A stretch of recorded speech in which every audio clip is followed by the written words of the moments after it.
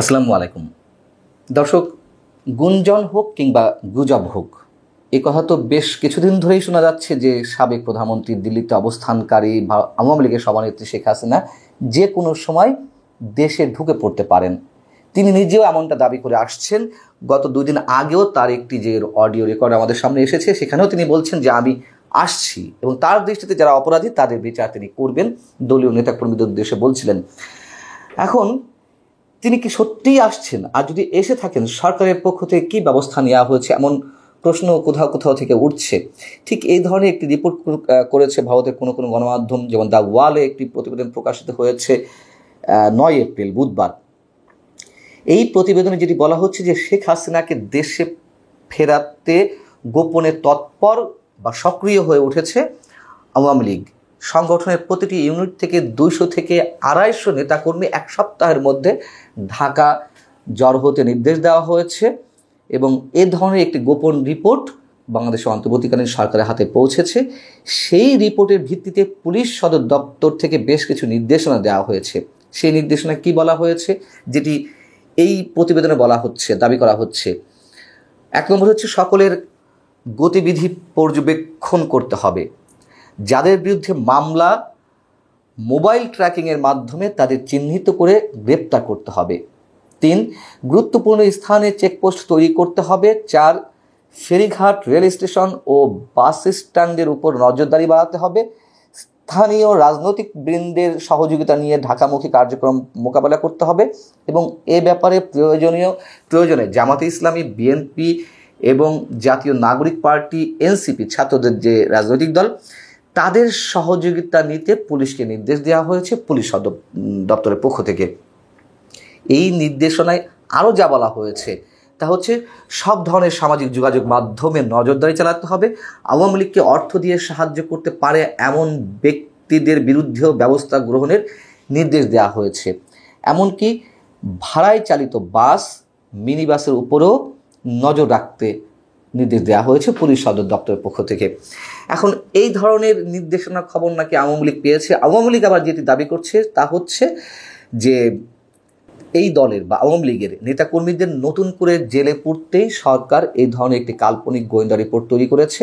সেই সঙ্গে আওয়ামী লীগ এও বলছে যে শেখ হাসিনা অবশ্যই দেশে ফিরবেন একদিন এবং সসম্মানেই ফিরবেন।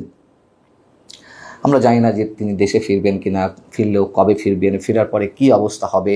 যেসব গুঞ্জন গত 3-4 মাস ধরে শোনা যাচ্ছে তা আদৌ কতটা বাস্তবে প্রতিফলন ঘটবে তার, এগুলো এখনও গুঞ্জনের মধ্যেই রয়েছে, আমরা এটুকু বলতে পারি। তবে আরেকটি সিগনিফিকেন্ট খবর হচ্ছে, নিশ্চয়ই আমরা বলতে পারি বা সন্দেহ করতে পারি শেখ হাসিনা কেন্দ্রিক বা ভারত বাংলাদেশের যে সম্পর্ক এই মুহূর্তে রয়েছে, সেই জায়গা থেকে এ ধরনের কোনো সিদ্ধান্ত এসেছে কিনা সে প্রশ্ন উঠতে পারে। বিষয়টি হচ্ছে যে বাংলাদেশ 2020 সাল থেকে ভারতের যে ট্রান্সশিপমেন্ট সুবিধা পাচ্ছিল সেটি বাতিল করা হয়েছে। ট্রান্সশিপমেন্ট বলতে আমরা নিশ্চয় অনেকে জানি যে, যেমন বাংলাদেশ দিয়ে যদি উদাহরণ দিই, বাংলাদেশের কিছু পণ্য ভারতের ভূখণ্ড হয়ে তৃতীয় অন্য কোনো রাষ্ট্র, নেপাল, ভুটানের মতো রাষ্ট্রগুলোতে রপ্তানি করা হচ্ছিল এবং সরাসরি যদি বাংলাদেশের পণ্যবাহী গাড়ি ভারতের ভিতর দিয়ে তৃতীয় কোনো রাষ্ট্রে যায় সেটি হবে ট্রানজিট। আর ট্রান্সশিপমেন্ট হচ্ছে বাংলাদেশের পণ্যবাহী গাড়ি ভারতের সীমান্তে যাওয়ার পর সেটি আনলোড করে ভারতের গাড়িতে ওঠানোর পরে তারা আবার তৃতীয় রাষ্ট্রের সীমান্তে পৌঁছে দেবে, তারা আবার ওখান থেকে তারা লোড করে নিয়ে যাবে। এই হচ্ছে ট্রান্সশিপমেন্ট।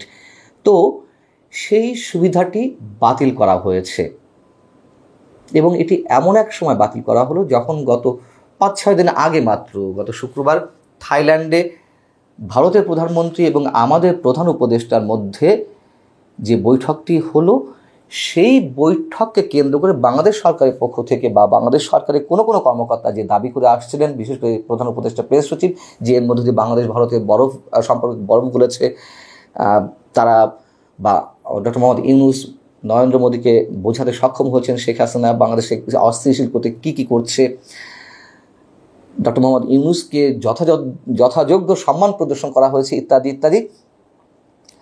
প্রশ্ন হচ্ছে, যদি তাই হয়ে থাকে তাহলে ভারত এই মুহূর্তে এই ধরনের একটি পদক্ষেপ নেবে কেন? দুঃখিত, যদিও ভারতের পররাষ্ট্র মন্ত্রণালয়ের মুখপাত্র রণধীর জয়সওয়াল এই বিষয়ে সাংবাদিকদের প্রশ্নের জবাবে যেটি বলেছেন তা হচ্ছে, তিনি বলছেন, বাংলাদেশে প্রদত্ত ট্রান্সশিপমেন্ট সুবিধার ফলে আমাদের বিমানবন্দর এবং বন্দরগুলোতে দীর্ঘ সময় ধরে উল্লেখযোগ্য যানজট তৈরি হয়েছিল। লজিস্টিক বিলম্ব এবং উচ্চ ব্যয় আমাদের নিজস্ব রফতানিকে বাধাগ্রস্ত করছিল এবং আটকে যাচ্ছিল। হ্যাঁ, আমরা যদি জানি বাংলাদেশের পণ্যবাহী গাড়ি সেখানে বন্দরগুলোতে প্রতিদিন 20-25টি গাড়ি সেখানে পৌঁছাতো, কিছুটা যানজটের সৃষ্টি হচ্ছিল।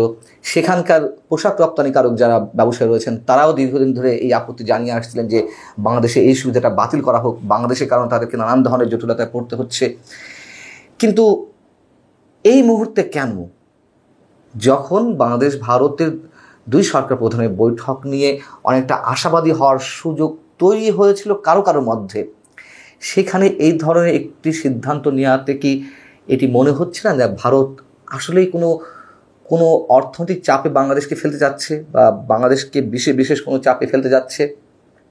আবার এই প্রশ্নও উঠতে পারে যে ভারত থেকে তো পণ্য বাংলাদেশে আসছে, বরং শেখ হাসিনার সময় গত শেষ বছরে যে পরিমাণ পণ্য এসেছিল তার চেয়ে 17% পণ্য 2024-25 অর্থ বছরের প্রথম 9 মাসে 17% পণ্য বেশি এসেছে।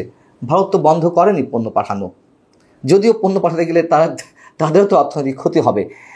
কিন্তু এই ধরনের কোনো বিশেষ চাপে ভারত রাখতে শুরু করেছে কিনা বাংলাদেশকে আমরা জানি না। বিষয়টি হয়তো তেমন হতেও পারে, নাও পারে। তবে যদি এটি করে থাকে তাহলে আমার মনে হয় এটি ভারতের যদি এই ধরনের কোনো উদ্দেশ্য থেকে থাকে সেটি মোটেই সমীচীন হচ্ছে না। তাহলে বাংলাদেশেও ভারত যে ধরনের সুবিধা পাচ্ছে সেগুলোকে বাংলাদেশ বাতিল করে দিবে, এমন একটা পর্যায়ে আমরা যেতে চলেছি? আবার কথাও বলা যায় যে মংলা বন্দর ভারত এবং চীন মংলা বন্দর আধুনিকীকরণের জন্য অর্থ দিচ্ছিল, অর্থ দেওয়ার প্রতিশ্রুতি ছিল। সেখানে চীন সফরের পর বা চীন সফরের সময় আমাদের প্রধান উপদেষ্টা যে প্রতিশ্রুতি দিয়ে আসছেন যে মংলা বন্দর শুধুমাত্র চীনের তত্ত্বাবধানে পরিচালিত হবে বা ব্যবহার করা হবে, যদি এটি হয়ে থাকে তাহলে আবার অন্যরকম হিসাব হয়েছে তো বটেই। এখন জটিল একটা সমীকরণে এসে আমরা দাঁড়িয়েছি।